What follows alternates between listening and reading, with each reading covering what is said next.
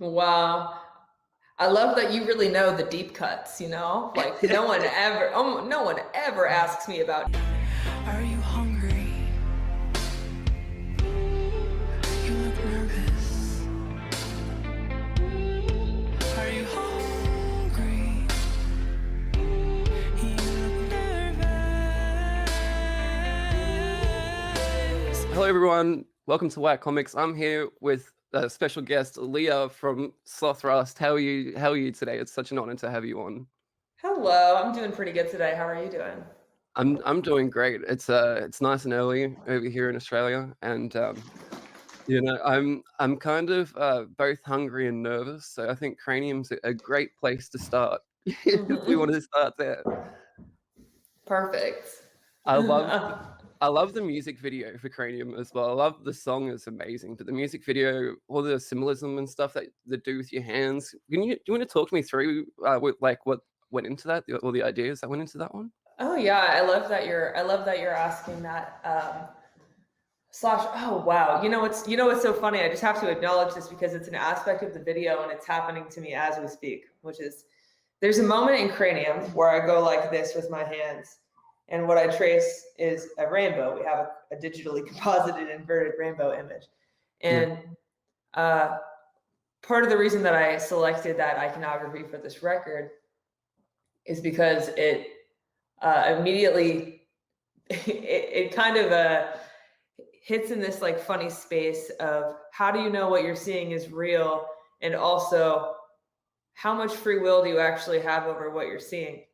Because what happens is if you stare at this rainbow for a certain amount of time, not even very long, maybe like 15 seconds, and then you look at a blank space afterwards and you blink, you will see a regular colored rainbow. Your eyes invert the colors on their Yeah.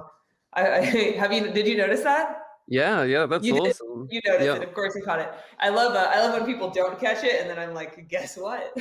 Yeah. You've been hypnotized, but you've always been hypnotized.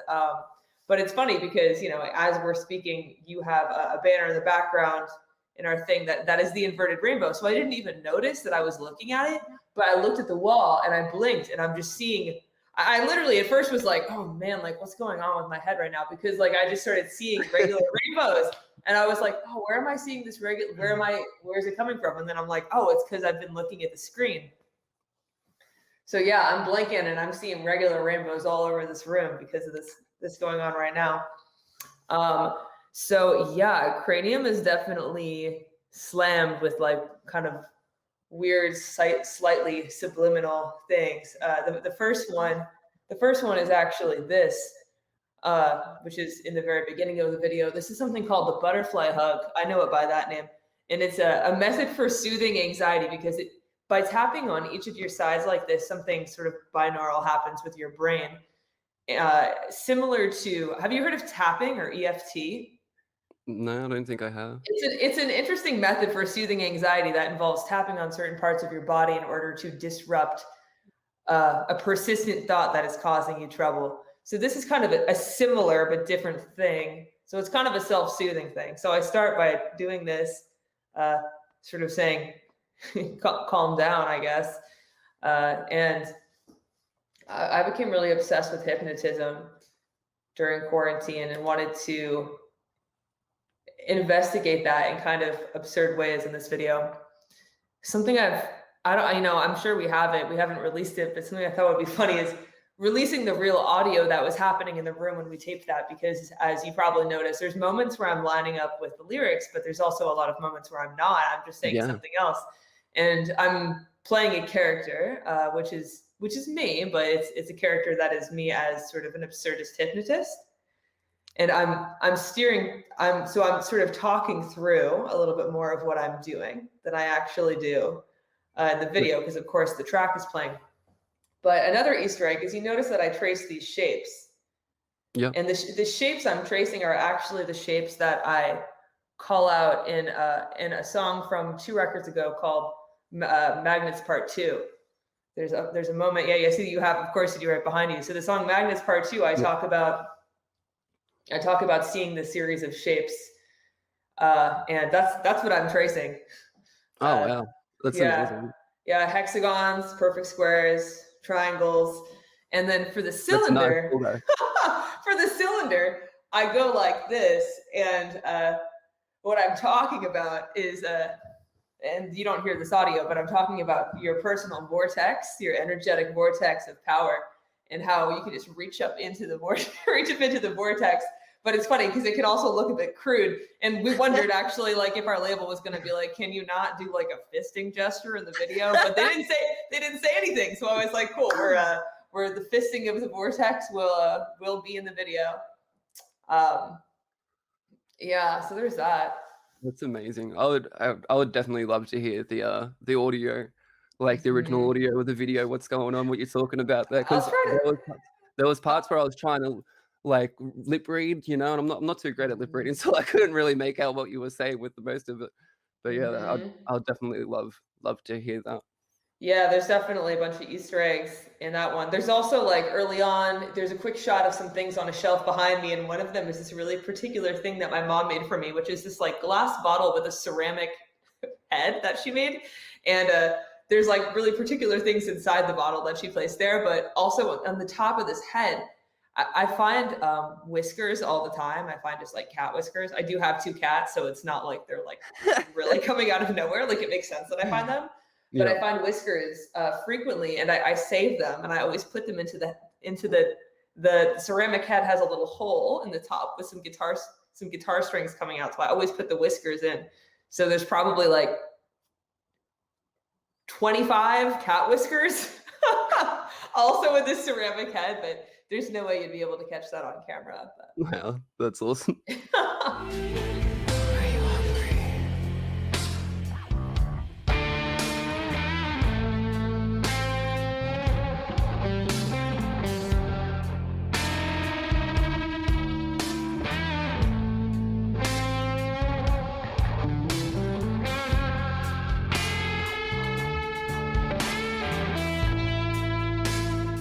I love that the next single is like a total mood changer. Strange Astrology. I love that song, and I've heard you say that's your first love song that you've written. It's one of the first intentional love songs I've written. I think that I've written ones before that are that in their way, but they're kind of left of that, and they're not necessarily written with the intention of being a love song in that way. And this was like, I'm definitely someone who music will just come to me and I won't think about what it's about or its context. I'll just sort of channel whatever is showing up for me in that moment. And this song was not like that. This is one that I wrote very intentionally over kind of a longer period of time and was like, okay, what do I want to say here? What am I trying to get across here? So it was kind of the other side of that, where it was more intentional songwriter style writing. I love how intimate you get with fruit in the music video as well. Well, what was the decision behind that, like bringing the fruit in to the video? Well, I love fruit. Fruit is definitely going to be iconography you see a lot on this record cycle. So that's really just the beginning. Yeah, I love fruit. Fruit's one of those things where in moments that it feels like everything is arbitrary and that chaos really does reign, and all of your pain and all of your pleasure and all of the good and all of the bad that you perceive to be happening is not meaningful. It's actually just chaos and meaningless. That to me feels like a very dark feeling. For some people, I suppose you could find liberation in that, but I personally don't at this point in my life. And fruit regrounds me because of how incredibly organized it is and the way that nature can make these just vibrant colors and really, really specific mathematical choices for how each piece of fruit is designed. Each fruit is really just an absolute masterpiece in its own way. And I really liked exploring that and sort of exploring the space that is, where do I end and the fruit begins? And that's kind of emblematic of the topic of the song. I actually, like right now, the computer is on top of my marker case. So like, this isn't even all the pinks that I have. These are just, oh wow. these are just some of the pinks that I have. So I couldn't even grab them all. But yeah, I'm like a color freak. So It's amazing. So many Yeah. markers. So many markers. So many. All his hits are in a major key. My rising sign is Scorpio, but I don't mind our strange astrology. I hope we find you bring the best out in me.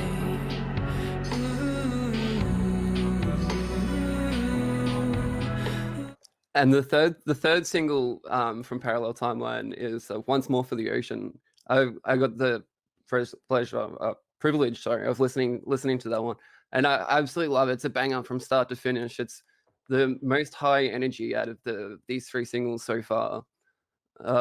What can you tell me? I know that you have a connection with the ocean, and this is a song for the ocean. One more time for the ocean. So this Once More for the Ocean is an example of a song that came to me in the more channel-esque handed to me way. I was, as you might suspect, sitting at the ocean. I was on the East Coast, so I was closer to where I grew up. With some of my friends at this really particular location. And the whole song kind of came like a download pretty quickly. It just sort of came through and I was like, check that out. And I noticed it and I took a voice note of it because that's a quick and clever way to track any idea that you have when you don't have access to either pen and paper or an instrument, which I did not. So I tracked it like that just on my phone.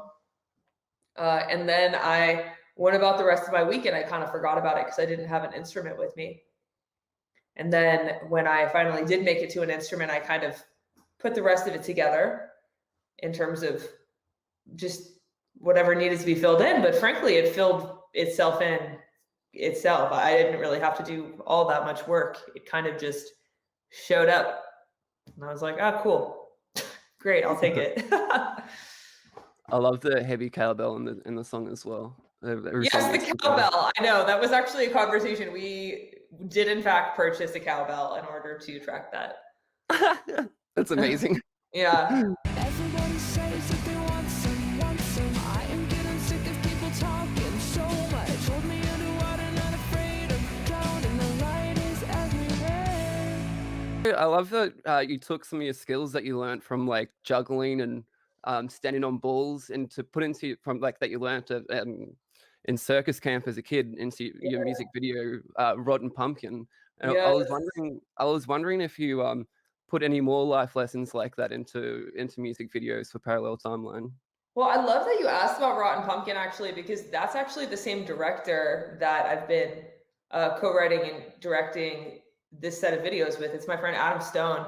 Oh, wow. And he's been a collaborator of mine for like a really, really long time. And he did not do anything on our last record cycle, but he's done something on all of the other records. So it's been really cool to bring him back in for this one. But Rotten Pumpkin is the first video that he like fully directed for us. Nice. And yeah, when I was a kid, went to circus camp. We call that in us circus folk, we call it the Rolling Globe. And I loved the Rolling Globe. I was an absolute freak for it. They tried to put me on trapeze one year, and that trapeze was like a highly coveted, like people wanted to get cast in that. And I was like, I won't do it. I'll only do the Rolling Globe. they're like trapeze is kind of like a hot look. Like you don't want to do it. I was like, I don't want to do it. I want to do the Rolling Globe yet again. So I could feel that I was kind of losing that muscle memory in my body because that's one of those things that's entirely a muscle memory thing. And once you lose it, and it's kind of dangerous. So I was like, you know what? I really want to capture myself doing this as an adult. And then that's probably going to be like the end of it for me. And I don't really see myself getting back on a Rolling Globe anytime soon. But I really wanted to capture it for this.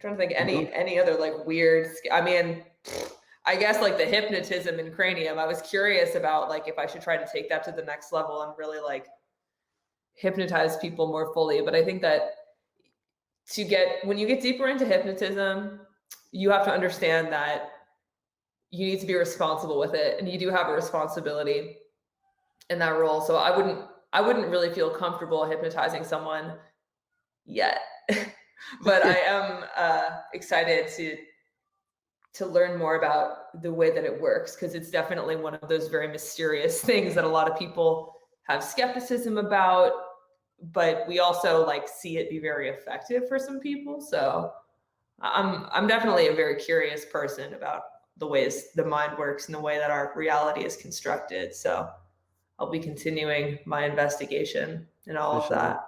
That sounds amazing. When you're feeling confident and comfortable with wanting to hypnotize someone, You're I available? You recommend- volunteer? Yeah, I'm available. Maybe I could do like marker hypnotism, because like, it's surprising. I actually have less blues than I do pinks, but this is still kind of a lot of blues. It's a lot of blues as well. So It's a lot of blues. with your art, is there anything that you enjoy about visual art that you don't get out of music? Oh, absolutely. Yeah. Absolutely. Well, for starters, I didn't go to art school. I didn't study art growing up in a professional way. I have studied music for my entire life. And if someone was to say, hey, can you play this style or this genre of music? I probably can, or at the very least I can try and make an effort in that direction. But I've always loved learning how to play different types of music and really understanding the characteristics of different genres and being able to recreate that on. I like playing all band instruments in terms of guitar, bass, piano, and drums.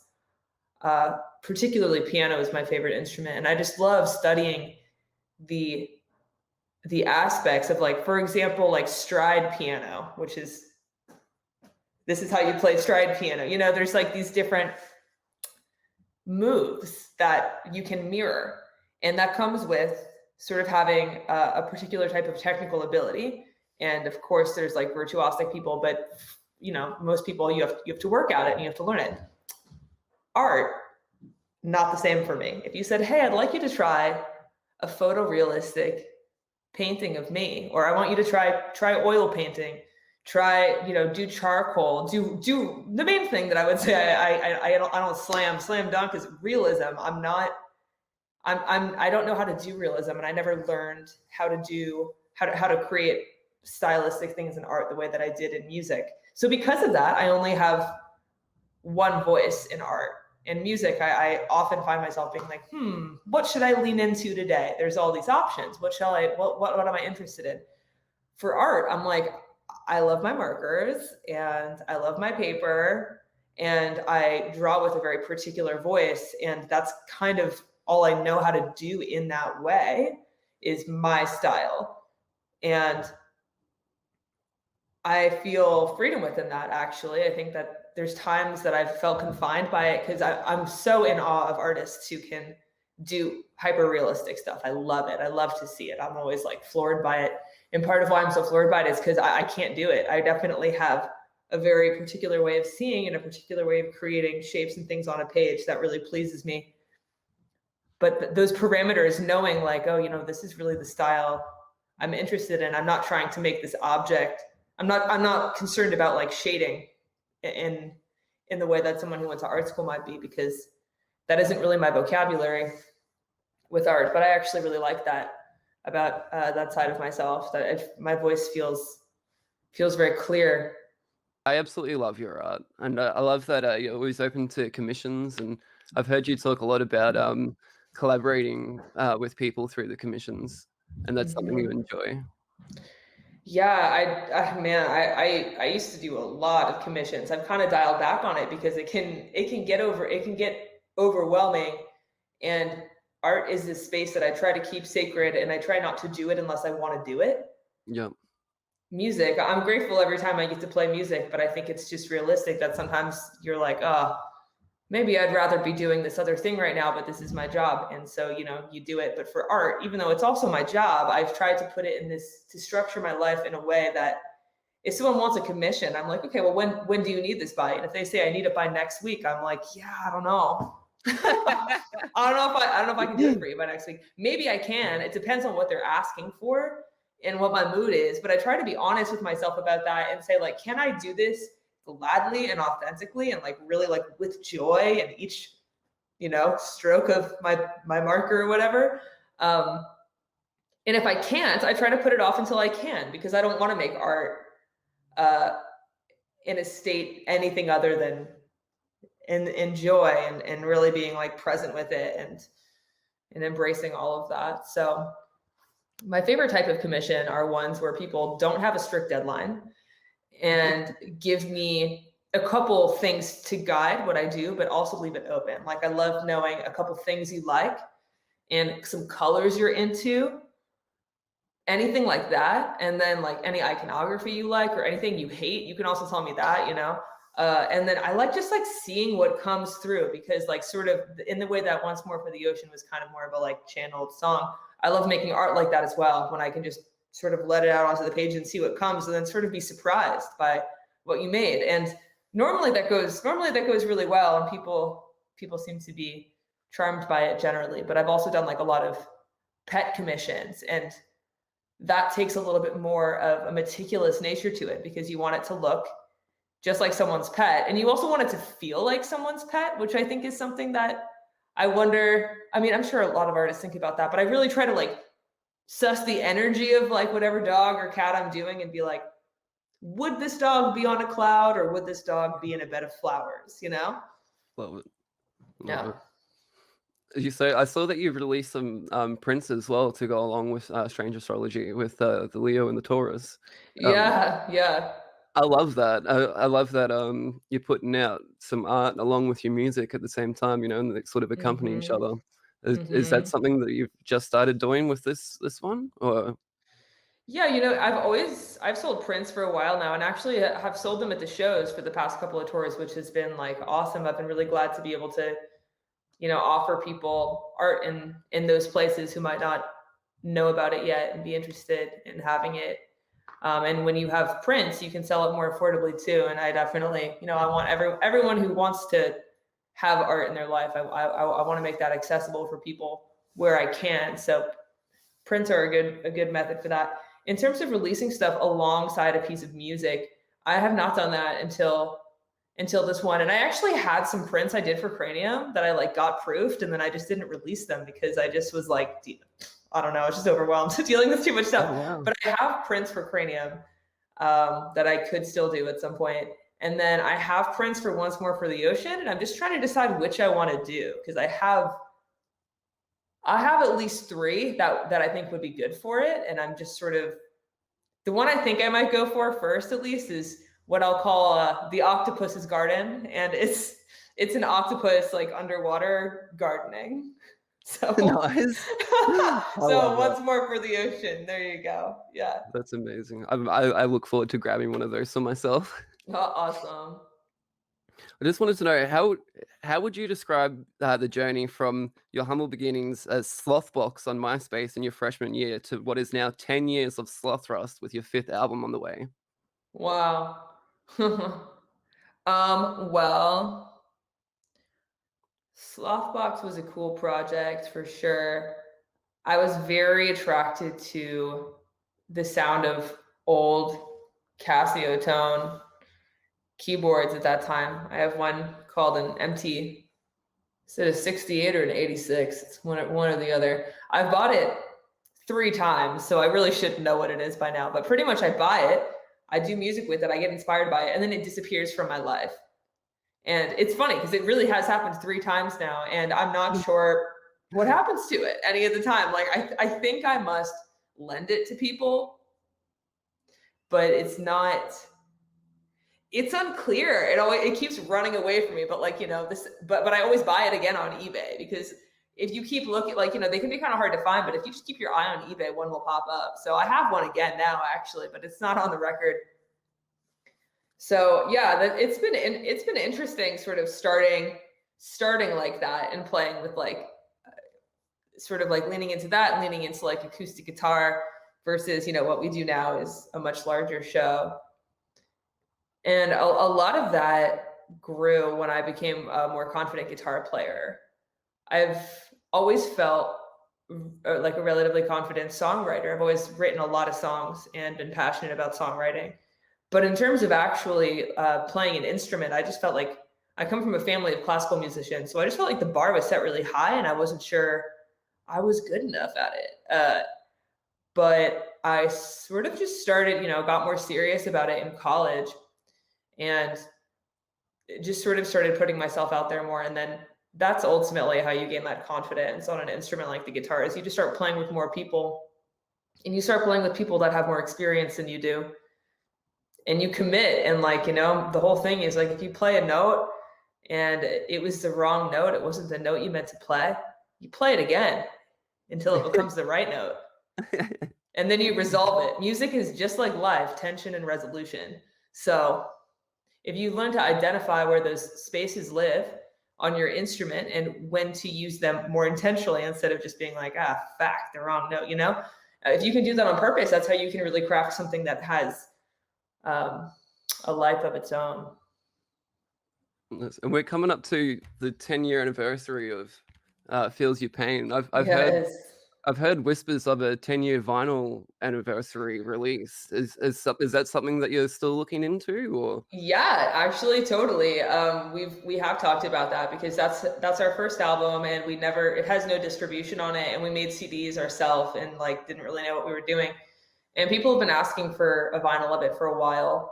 So we're definitely looking into getting it remastered and then releasing a 10-year anniversary vinyl, just as you're saying. So we'll see if we can pull it off, but I think we'll be able to. I think it'll be cool. Oh, that's exciting. I'd be very excited for that, because it's the only one that I don't have on vinyl, so I do need it on vinyl. No one does. Yeah, totally. Yeah, we're gonna work on it. I'm glad you said something. That'll continue the inspiration to make that happen. Awesome. And I was also wondering, with Parallel Timelines, track 4, The Next Curse, has the only feature on the album with Lizzie Hale. And I was wondering, we were promised a rock version of Little Orphan Annie. Is this where it's delivered? From me? Yeah, there was an interview with the both of you talking, and you were like, we're gonna do this Little Orphan Annie rock musical. Oh my God, I know what you're talking about. I forgot that. Yeah, Lizzie and I did her show together, and yeah, we talked about musicals. At first, I was like, I don't remember saying that, but that is something that I would say, so it must be true. Like, I don't know who else is, threatening to do like metal Miss Hannigan, but I am. No, it doesn't sound like a rock Little Orphan Annie, but I'm still available for that collaboration if anyone's interested. Awesome. But I love Lizzie. Her voice is fucking incredible, and she's just a really powerful presence and a powerful singer. And as soon as I wrote that song with my friend Donna Missel, who's like an amazing singer as well, and just like a really inspiring musician to me.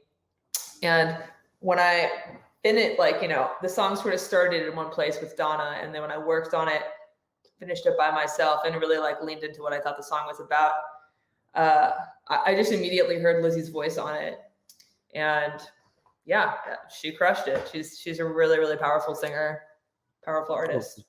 I'm really looking forward to that. That interview was a good time. It broke the internet, that interview.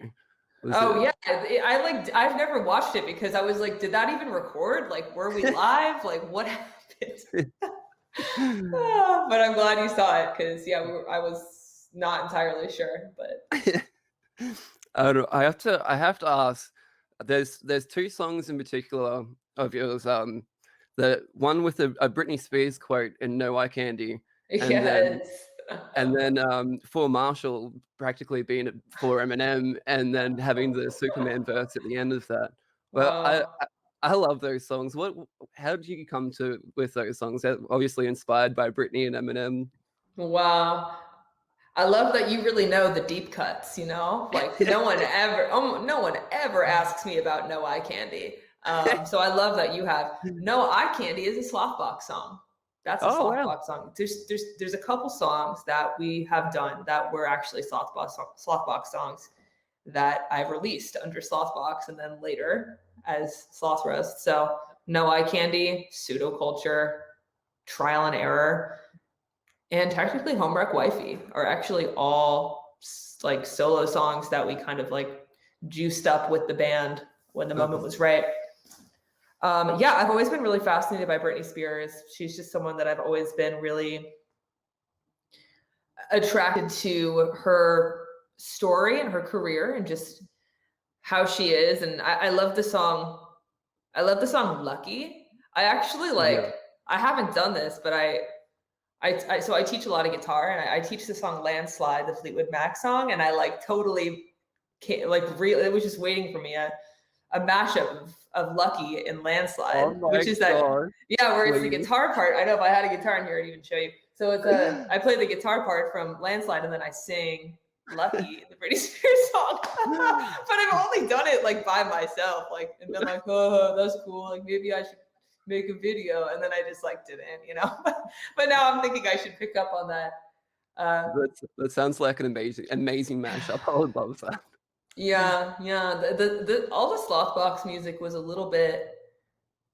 There was something a little bit like creepy about all of it, in a good way, I think. I mean, I guess to each their own, but I really liked this idea of, there's like, you know, there was a song also that I would like not bring back ever, but about JonBenet Ramsey, Too Dark, not going to, that was like some shit I wrote when I was like 17 and was like, oh, like I'm curious about this murder. But now I'm like, no, it's just, it's upsetting, you know, like I'm actually really disturbed by violence now. I used to be more sort of curious about why people would do these really dark things. And now I'm just, even though I'm curious, I also like will get imagery or stories that disturb me will get stuck in my head, and they'll play on a loop, and I can't function as highly. So I have to like kind of monitor my intake with the world overall sometimes. But yeah, those were one of the Brittney Spears quote in the Eye Candy. Every night before I go to bed, I like to read a book so that my mind will stop thinking about the things that I stress about. That was just a quote of hers that I found in an interview one time, and it really stuck with me. I thought that was really poignant. And Brittney's actually like a huge reader. That was something she always talked about, is that she was a really big fan of books and loves to read, and isn't necessarily discerning about what she reads. Like, she's someone who just likes to read. At least that was my interpretation of what I've heard, is that you kind of just hand her a book and she's like, I'll read it, you know? And there's something amazing about that, because I'm not like that. My attention span is like, I'm only going to be able to read through something if I'm really engaged. But she's like, no, I just like to read before bed. I'm stressed out. It's a stressful life. This helps. I'll read.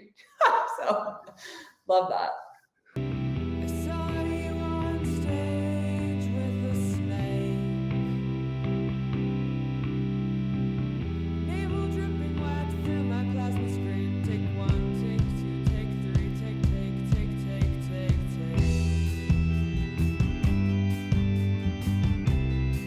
One of my favorite lines in for Marshall is, I'd love to sit on the train and sort through your fan mail. While you pass that on the train. And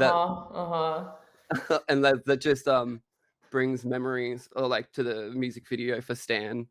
Is that what that's what you were going for there? Yeah.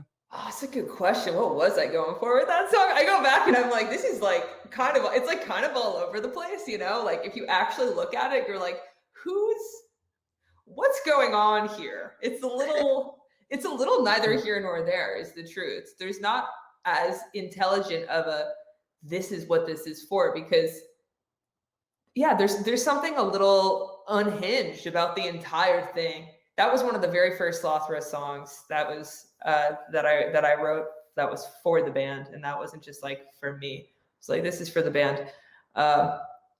And yeah, when I was a kid, quite young, I was a really big fan of Eminem. I was very interested, very curious by him.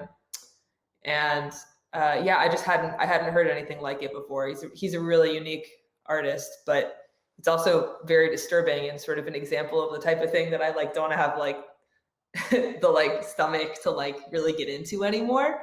But I remember being so really like just curious about his music and everything he was saying. And actually now, if someone was to be like, what's your favorite Eminem song? He did this record, his very, very first mixtape was called Infinite. And it's before he developed his persona, where he was psychopathic, like, sort of in the genre of like psychopathic rap. That's like a lot of what it is. Very creative. But Infinite is not like that at all. He's rapping about God. He's rapping about like taking care of his family, about societal pressure. It's like very tame, but but it's really clever. He has a lyric in it about stomping fruit and mincing meat. And I was like, check that out. Like, who's putting that like Renaissance fair shit in their rap? So yeah, I would say a lot of the like sort of energetic in the song for Marshall was inspired by 8 Mile and also by Brittany Murphy, who I was also like very into. I was like, what's her story? So yeah, definitely. That's awesome. I wish that I could sort through your fan mail while you pass out on the train. They call me Superman. So who's the single bad? I'm single out. I got no ring on the finger now. Never gonna let another chick bring me down. A relationship saving bitch, baby, say you make me As we start to wrap this up, how'd you come together with this? This is amazing collaboration you did with Sons of Illustrator's father and Slothrust covering each other's songs. How'd you put that together? So Sons of an Illustrious Father came out with us on tour for our record release tour for Everyone Else, which was 2 albums ago. Yeah, we picked them to open for us, and we were just like all really like, we just like loved their show. Like they do a real show, which is cool. They all have like kind of more theater backgrounds as well. I mean, Ezra's an actor like professionally, and they're all just really intense, and they bring this intensity to the stage and like do this sort of performance that really like sets you in a world. They're definitely like a band that like kind of like abducts you almost in a way, and you're kind of just like in, and I really unique. I'd never really seen anything quite like them. So yeah, we've always been great friends and stayed in touch, and they covered Horseshoe Crab on their own. They just were like, hey, we covered this, and then sent it. And I was like, wow, like I never imagined this song being sung by multiple people. And I loved it being sung by multiple people like that, because it's a song that I think taps into something in the collective consciousness that is not necessarily easy to articulate. And a lot of people seem to connect to it, and for different reasons sometimes as well. So it was cool to hear it sung by a group. There was something very unlonely about that for a song that actually does have a lot of loneliness inside of it. So yeah, we just approached our label and was like, listen, our friends in this band like already covered this, like, do you want us to cover one of theirs, and then we can like do a thing? And everyone was like, yeah, great idea. So we were like, cool, let's pick one. We checked out, sort of trying to decide which one to do, and we were like, let's just go for US Gay, and went for it with that. And we had our friend Willie Beeman produce that. He's a really talented producer. He works more in he's like proper pop musician for sure. And it was really cool to sort of see what arrangements he thought were effective. And I sort of imagined cinematically in my mind the like guitar drop sort of going into the end of the song. I'm imagining one of the last scenes in Hedwig and the Angry Inch, the like lift up your hands scene. So yeah, that's that. Nice. Yeah, I love it. I love it all. So it's coming out September the 10th. Parallel timelines. I'd be a little remiss. I know we're talking about Slothrust today, but I'd be a little bit remiss if I didn't ask you also a little bit about Animal Planet. Oh, cool. Your side project. I've also got the vinyl up there. I absolutely love it. Is there any more plans on doing any more with that? There's only the one record out so far with these guys. So yeah, Animal Planet is me and my friend Mickey, and she actually lives on the East Coast, so we're very far away from each other, but we're in touch on a regular basis. I think she's just like such an inspiring player. She's a really unique drummer and we feel time in a really similar way, and just one of my favorite people to improvise with. A lot of the stuff on that record is improvisation. So I think we'll definitely do another one at some point. It's a little bit hard to say when it will be, but we love to make music together, and when we can be in the same place, I know we'll work on something. Yeah, awesome. I can't wait for that. the Lana Del Rey cover of Ride on that album as well. Yes. Yes. Beautiful, just Thank beautiful. you. All Thank your you. this whole album of covers as well. This is a very unique thing to put out, and I absolutely love it. Hey, every track from the Brittney Spears to Sex and Candy, everything on there is amazing. Was Imagine Me and You. Like, what's that song called again? Oh, Happy Together. That's the one, Happy Together. That Yeah. how you go off at the end of that song is just like, oh wow, that's amazing. Oh, the scream. Yeah, Yeah. that's a funny one. Every once in a while I'll do it live, but it's like pretty rare. I have to be in like the right mood to like let that one go. But it happens.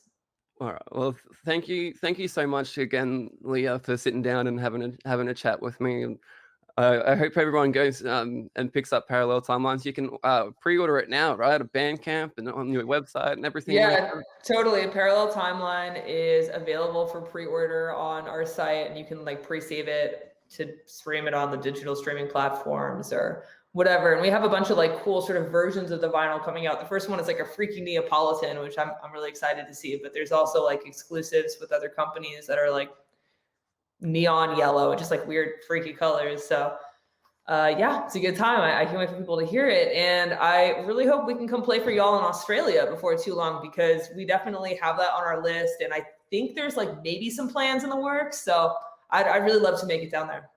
That'd be amazing. I'd follow you around the whole country. Amazing. Great. You can come with us. I'm gonna have the links in the description for where you can find Leah and on the socials and where you can pre-order Parallel Timelines. But yeah, thank you again. Thanks everyone for watching. Everybody says that they got some. I'm getting sick of people talking so much. Take me underwater, not afraid of drowning. The light is everywhere.